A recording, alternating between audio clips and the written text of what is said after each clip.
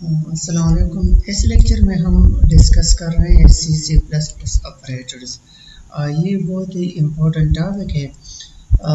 अभी तक हमने डिस्कस नहीं किए क्योंकि अभी तक हमने इसको ज़्यादातर यूज़ नहीं किया है, ठीक है। तो इसके बाद हम इसको यूज़ करेंगे और इसके डिफरेंट टाइप्स के साथ हमारा वास्ता पड़ेगा, तो अब इसको डिस्कस करना ज़रूरी है। C C plus plus operators. An operator is a symbol that tells the compiler to perform specific mathematical or logical functions. Logical functions or operations.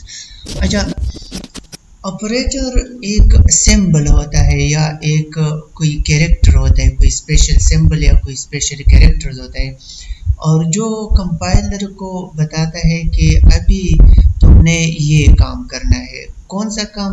वो काम चाहे मैथमेटिकल काम हो, कोई मैथमेटिकल ऑपरेशन हो जिस तरह एडिशन सब्ट्रैक्शन वगैरह हो, या कोई लॉजिकल ऑपरेशन हो।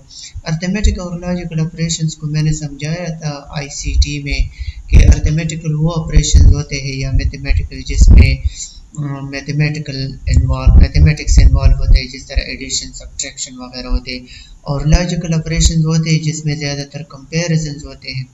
तो ये हम देखेंगे आगे प्रोग्रामिंग में।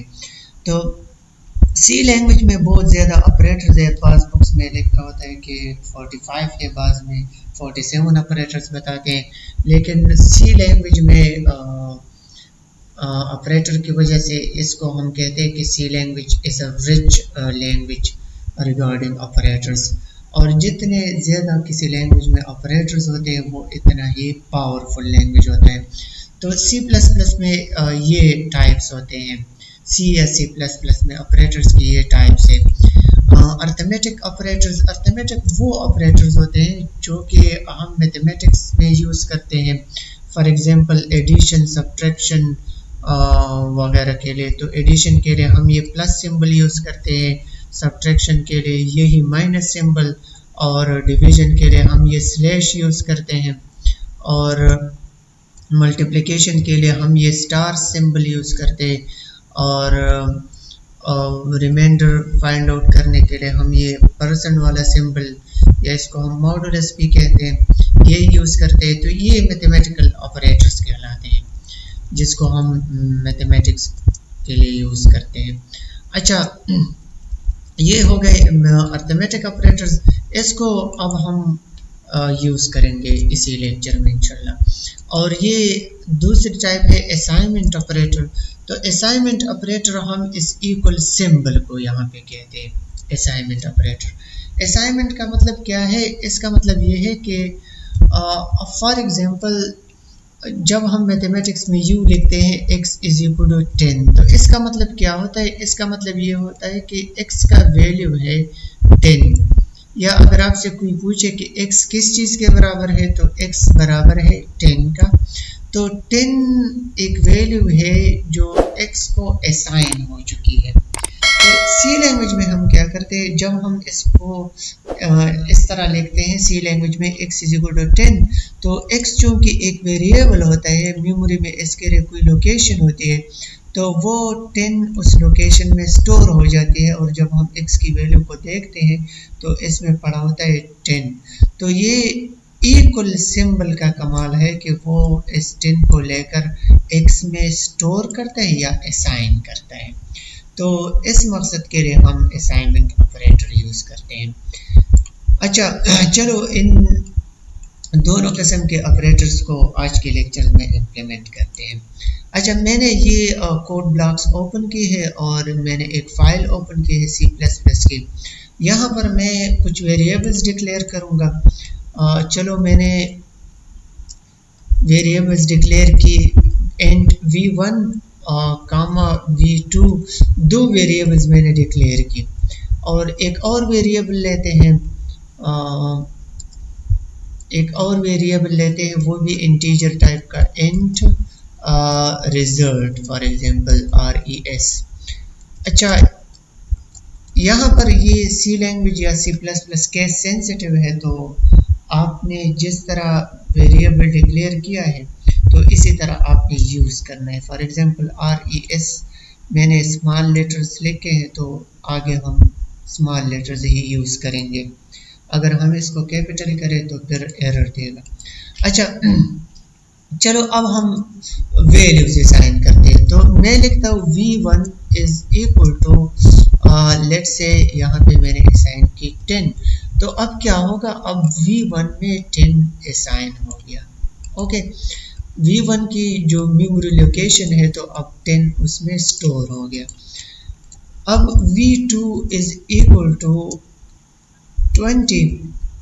आप इस असाइनमेंट के लेफ्ट और राइट पे स्पेस दे सकते हैं। ये रीडेबिलिटी के लिए हम यहाँ पे एक स्पेस देते हैं। यहाँ पे आप देख लें, अगर आप ये स्पेस ना भी दे, इस तरह लिख के, तो तब भी ठीक है, कंपाइलर के लिए कोई मसला नहीं है, लेकिन हमारे लिए रीडेबिलिटी थोड़ी सी मुश्किल हो जाती है, तो इस वजह से हम इसमें स्पेसेस देते हैं। तो अब हमने ये असाइनमेंट ऑपरेटर्स यूज़ की। अब अगर हम देख ले तो v1 और v2 में वैल्यूज होंगी 10 और 20। अब आप इसको कंफर्म कर सकते हैं। मैं यहाँ पे लिखता हूँ cout v1 is equal to v1। अब ये आपको समझ आ रही है कि ये मैंने क्या लिखा। चलो अगले लाइन पे लिखते हैं, और यहाँ पर मैं लिखता हूँ cout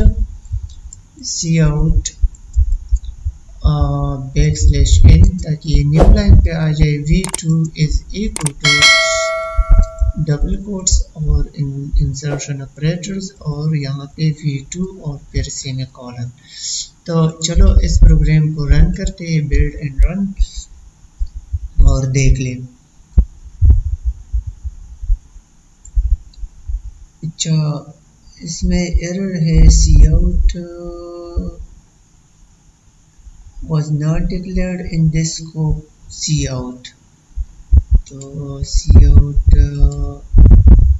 यहाँ पर ये देखे, वो C कैपिटल था ना, तो अब कंपाइलर ने एरर दे दिया। कैपिटल ये सारे कीवर्ड जो होते हैं यहाँ पर ये स्मॉल लेटर्स में होते हैं, ठीक है। अच्छा, अब आप देखें ये आउटपुट आ गया, v1 इज इक्वल टू 10 और v2 इज इक्वल टू 20। तो ये असाइनमेंट ऑपरेटर के ज़रिए हमने इनमें वैल्यूज असाइन की। अब हम अरिथमेटिक ऑपरेटर्स यूज़ करते हैं।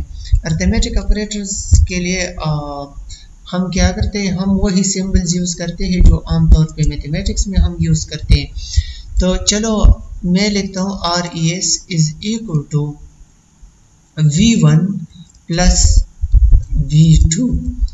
हम u भी यूज़ कर सकते हैं और इस तरह भी यूज़ कर सकते हैं। फॉर एग्जांपल मैं जस्ट कांस्टेंट वैल्यूज लेता हूँ, 30 प्लस 20, ये मैंने लिख दी। अब क्या होगा, ये अरिथमेटिक ऑपरेटर क्या करेगा, इसके लेफ्ट और राइट पे जो वैल्यूज पड़े हैं तो वो इन दोनों वैल्यूज को आपस में ऐड अप करेंगे, जिस तरह हम मैथमेटिक्स में करेंगे। तो जब ये ऐड अप हो जाएंगे तो इससे रिजल्ट आ जाएगा, रिजल्ट आएगा इसका 50, और वो 50 फिर इस इक्वल की वजह से इस असाइनमेंट ऑपरेटर के जरिए वो इस RES में स्टोर हो जाएंगे। RES जो कि वेरिएबल है, तो वो इसमें चले जाएंगे। अब हम इसकी ये वैल्यू देख सकते हैं आउटपुट पे। मैंने लिखा cout एंड RES, या मैं लिखता हूँ result is equal to, let's say यहाँ पर मैंने लिख दी RES। तो चलो देखते हैं, ये मैं रन करता हूँ। ये देखिए रिजल्ट इज इक्वल टू 50। ये मैंने 30 और 20 दे दी, तो ये 30 और 20 यहाँ पे ऐड अप हो गए और 50 इसमें स्टोर हो गए। तो अब इसके ज़रिए हमने इसको आउटपुट पे प्रिंट किया। अच्छा, अब हम इसमें ये वेरिएबल्स भी यूज़ कर सकते हैं। मैं अगर यहाँ पे लिखूँ v1 और यहाँ पे लिखूँ v2, तो अब क्या होगा, अब v1 में जो वैल्यू पड़ी है वो और v2 में जो वैल्यू पड़ी है वो आपस में ऐड अप हो जाएंगे। तो v1 में जो वैल्यू है वो 10 है, ये वाले, और v2 में 20 है, तो ये आपस में ऐड अप हो जाएंगे इस प्लस ऑपरेटर की वजह से। तो इसका रिजल्ट आएगा 30 और वो 30 RES में स्टोर हो जाए और फिर इस स्टेटमेंट के ज़रिए वो आउटपुट पे हमें मिलेगी। अच्छा चलो रन करके देखते हैं। ये देखें V1 is equal to 10, V2 is equal to 20 और रिजल्ट इज इक्वल टू 30। अच्छा अब आप इसको यहाँ पे इसकी जगह सब्ट्रैक्शन वगैरह भी यूज़ कर सकते हैं, डिवीजन भी आप कर सकते हैं। चलो एक एक करके देखते हैं। ये मैं वैल्यू चेंज करता हूँ, चलो मैंने ये 50 की और अब हम इसको सब्ट्रैक्ट करते हैं V1 माइनस V2। तो देखिए ये इसी तरह सब्ट्रैक्शन करते हैं। अब V1 50 है और V2 20 है तो इसका रिजल्ट आएगा 30। ये देखें V1 50 और V2 20 और इसका रिजल्ट आ गया 30। तो रिजल्ट क्या है V1 माइनस V2 है। ओके अच्छा आप इधर इसका जो मैसेज है ये चेंज कर सकते हैं। यहाँ पे मैं लिखता हूँ V1 minus V2 is equal to result. तो अभी आप देख ले तो ये मैसेज भी कुछ मीनिंगफुल आ जाएगा। ये देखें V1 minus V2 is equal to 30। V1 50 है, V2 20 है और V1 minus V2 is equal to 30 है। अच्छा इसको अब आप डिवाइड भी कर सकते हैं। चलो हम इधर स्लैश लिखते हैं। ये स्लैश इसको फॉरवर्ड स्लैश भी कहते हैं, ये डिवीजन के लिए यूज होता है। तो ये क्या करेगा, इस V2 को V1 पर डिवाइड करेगा। अच्छा चलो देखते हैं इसका रिजल्ट क्या आता है। ये देखिए इसका रिजल्ट आ गया 2। अगर 50 को हम 20 पे डिवाइड करें तो इसका रिजल्ट 2 नहीं आता, कुछ ज़्यादा आ जाते, 2 पॉइंट समथिंग आ जाते।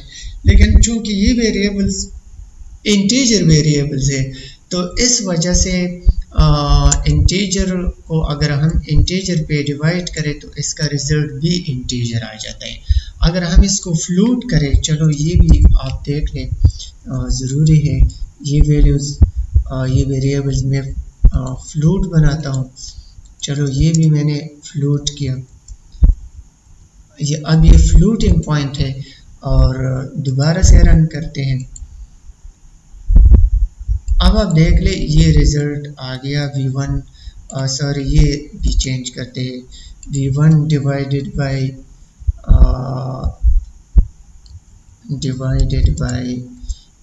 V2 is equal to RES।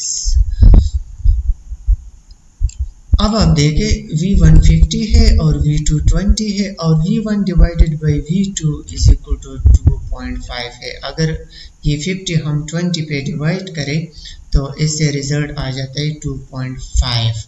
तो अब ये 0.5 इसके साथ क्यों आ गया, क्योंकि इसके डेटा टाइप हमने चेंज किया, हमने इसको फ्लोटिंग पॉइंट बना दिया तो ये 2.5 आ गया। अगर आप इसको इंटीजर बनाए तो ये पॉइंट के बाद जो वैल्यू है वो इसके साथ नहीं आएगी, वो कंपाइलर इग्नोर करेगी। अच्छा अब आप इसको मल्टीप्लाई भी कर सकते हैं। चलो इसको मल्टीप्लाई करते हैं। मल्टीप्लिकेशन के लिए हम ये स्टार सिंबल यूज़ करते हैं, इसको हम कहते हैं एस्ट्रिस्क। ठीक है, डिफरेंट तरीक़ों से इसकी प्रोनाउंसिएशन आप कर सकते हैं, लेकिन असल में है ये एस्ट्रिस्क। कोई स्टेरिक कहते हैं, कोई क्या, आप वीडियोस देख लें और इसकी प्रोनाउंसिएशन भी सुन लें इंटरनेट पे, लेकिन असल में है ये एस्ट्रिस्क। अच्छा V1 times V2 is equal to V1 multiplied by V2, इससे क्या आता है आप ये भी देखें। ये देखें तो 50 को अगर आप 20 के साथ मल्टीप्लाई करें तो इससे क्या आता है 1000। ठीक है, तो ये अर्थमेटिक ऑपरेटर्स है या मैथमेटिकल ऑपरेटर्स है जो कि हमारे लिए मैथमेटिकल ऑपरेशंस करवाते हैं।